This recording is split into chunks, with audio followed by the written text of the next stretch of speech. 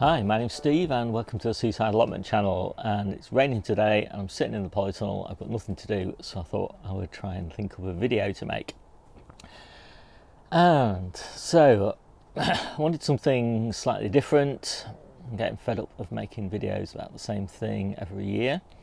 So this one is about three relatively unusual crops that are incredibly prolific and will pay your bills, all your bills on the allotment, off 1 or 2 meters squared of growing space.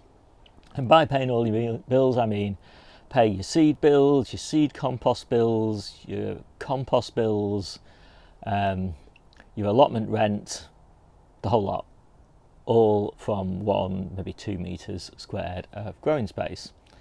Now, there's the obvious things like lettuces, really expensive. Some people say tomatoes, although I don't think tomato yields are high enough to compete with leafy greens, for example. So I thought I'd try to come up with three. And the three that I've chosen, and people are familiar with my videos, unfortunately, you'll know about all of these three things. But if you've not seen the videos before, then this might be new to you. So the first one is New Zealand spinach. Now this is the star of summer. So New Zealand spinach, probably plant it in May, start harvesting in June, harvest all the way through until the end of October probably. So that is a very long harvest period. So June, July, August, September, October. So 6 months of harvesting. And I reckon off 1 meter squared you could probably realistically harvest about 4 of my standard harvest containers, which are 2 litre Tupperware containers, and the value of those is probably about, well, we generally go on about, if you stuff them in full, well packed, about £2.50 a container. So that is 4 containers over 6 months, so that's 4, 6, 24, 4 months, so that's about 100 containers, and so that's 100 times, so that's £250. I forgot that right, that's incredible, isn't it? £250 over the 6 month growing period for New Zealand spinach off 1, maybe 2 meters squared. It does tend to not constrain itself to a 1 meter squared bed, it'll grow out, and that's 9 plants per meter squared, so maybe 18 plants, 1 seed tray, and yeah, £250 worth of harvest. Amazing. So the next one is sprout leaves. So this is a spring star. So what I do is I sow clumps of 3 sprout seeds in a 4-inch pot, and I'll probably, in a metre squared, I'll probably sow 9 of those clumps. So that's a ridiculously dense planting of sprouts. So in a metre squared, normally you'd be lucky if you got 4 sprout plants. So I'm talking about 9 clumps of 3, 27 sprout plants. Right? And what happens when you do that is that you sow them in November, so then you've got really nice stocky plants in March, and then sometimes, depends on your weather, March, April time, you plant those out and you start harvesting those probably in May.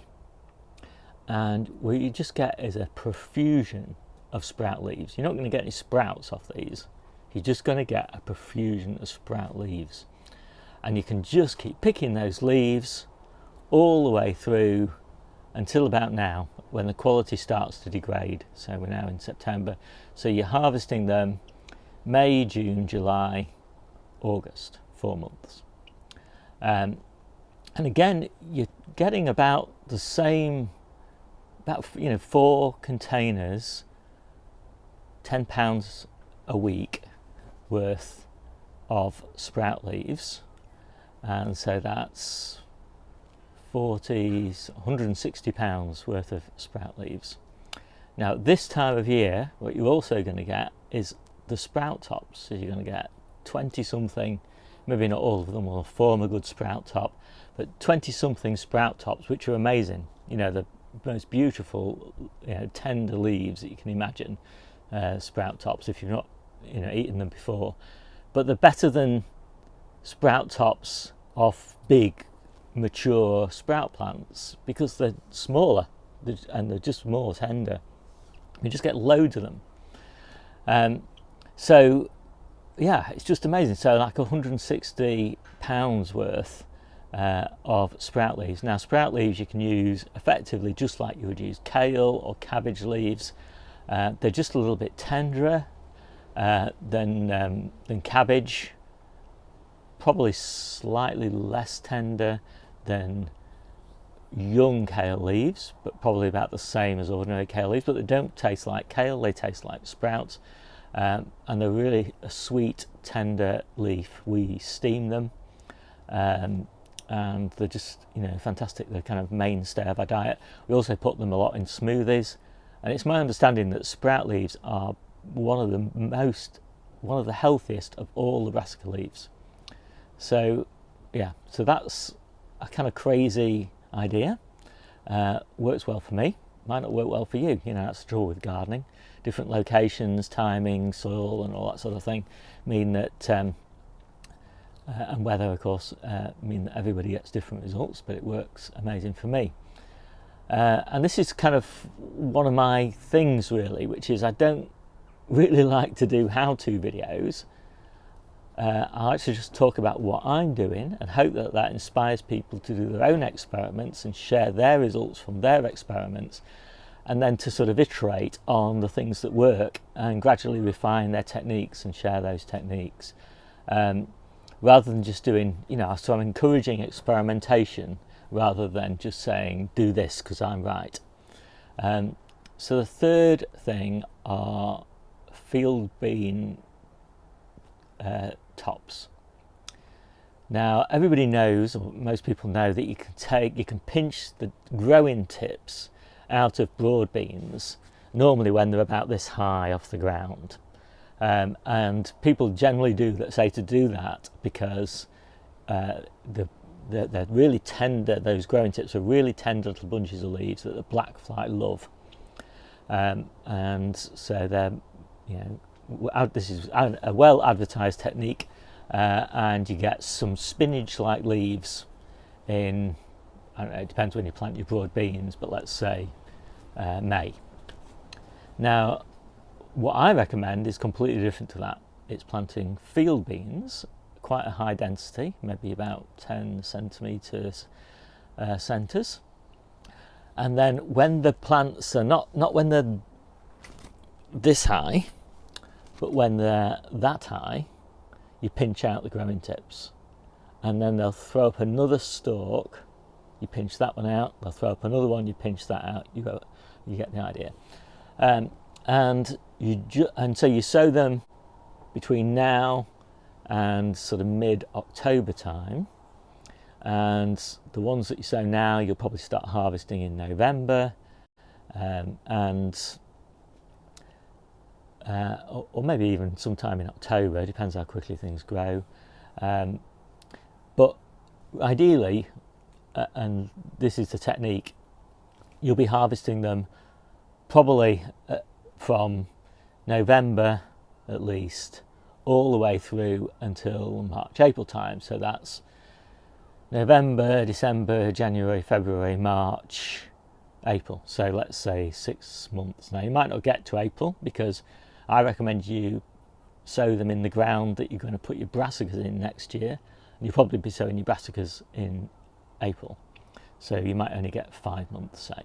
But if you sow them a bit earlier, like I have done in my old onion bed, then you'll probably get them for 6 months. Now they're perhaps not quite as prolific, well, they're not as prolific as the New Zealand spinach and sprout leaves, because they grow in through winter, so you probably need 2 or 3 square meters even in order to get the same sort of £200 worth of value off the bed, but it's still amazing all the way through winter. You know, what other spinach green can you get in January and February and March? Your true spinach is probably only just starting again towards the back end of February and March. So this you're actually getting at the time when true spinach is not available. Obviously New Zealand spinach can't stand a frost, so that's definitely not available. So basically this is the best way I know of getting a spinach alternative outside at the time when you can't get any other spinach. And again, about another £200. So I think adding those up, you've basically got, a £200 or a £250, let's say 200, another 200, and then 160, I think, was for the sprout leaves. So that's £560 worth of veg at about the volumes that you could actually eat. A family of 4 would probably eat that much, but of course if you've got friends you could share it, and we actually, some of these are our most popular crops, and we get lots of people coming in from around the allotment site and helping themselves off our beds, so it's very popular, and we share ours with friends and family as well, because we grow a lot more than just 1 square metre of these things, or 3 square metres of the field beans, but yeah, 560 quid. And so if you think of that, that is definitely your seed bill, your seed compost bill, your mulching compost bill, like spent mushroom compost or horse manure or something like that, and your allotment rent. It's everything, the whole thing, from between maybe sort of 1 square metre of the sprouts and 2 square metres of the New Zealand spinach and 3 square metres of the field beans. And I don't think anybody's short of a few square metres in winter to grow those field beans.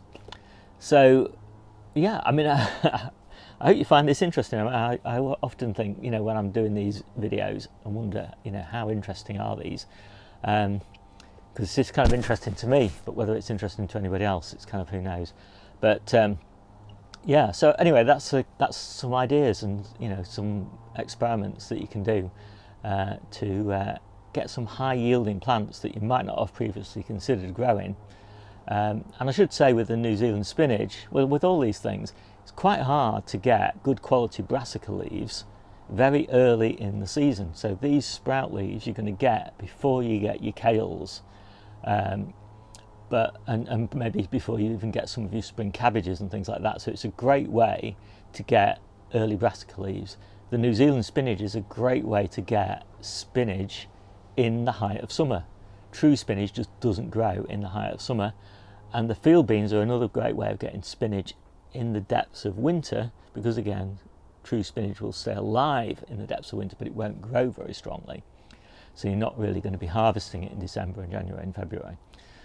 So there you go. Now, we don't just grow for volume. We'll do some crazy things in order to get, say, calabrese in February and Romanesco cauliflowers in February, and true cauliflowers in March and early April and things like that. They're things that are definitely not optimal, but still great fun. I'll just give you one more tip. I give away all my secrets, but growing runner beans in the polytunnel. So we just get a 35 litre pot. I was just looking down there at one. A 35 litre pot. Obviously fill it with compost. Doesn't need to be particularly rich in nutrients. So I'll put a handful of seaweed meal in there, and plant my runner beans probably March time. Sow them, plant them out in April time, and then put them in the polytunnel, obviously with a wigwam kind of structure in that pot. Make sure you can get it out of the polytunnel again, so it doesn't want to be so high that you can't kind of put the thing on its side a little bit and get it out, because you're only going to have it in the polytunnel for April and May, and then you're going to have it outside from June onwards. But by the end of May, you're going to be eating runner beans. And our plant, that you can actually just see there, still got an abundance of runner beans on it. So it's been giving and giving and giving all the way through May, June, July, August. So it's kind of amazing. And, you know, the volume that you get is just fantastic. It's certainly enough for us. And growing stuff early is particularly nice, you know, because obviously we're running out of beans in October, and then we're going to have November, October. What am I doing? October, November, December, January, February, March, April. So 7 months without beans. So when you get those new beans early, you know, it's like Christmas. A bit late, but yeah, it's just really nice. Extending the season of things is not so great, you know. So obviously, once you've been eating beans since May, eating them in late October and November, well, you've just been eating beans for months and months and months. So it's not really that great to extend that way. But once you've not been eating them for 6 or 7 months, to get them early at the beginning of the season is just fantastic, because you're just really looking forward to some beans by then. So there you go, another hopefully interesting video. I'll see you soon.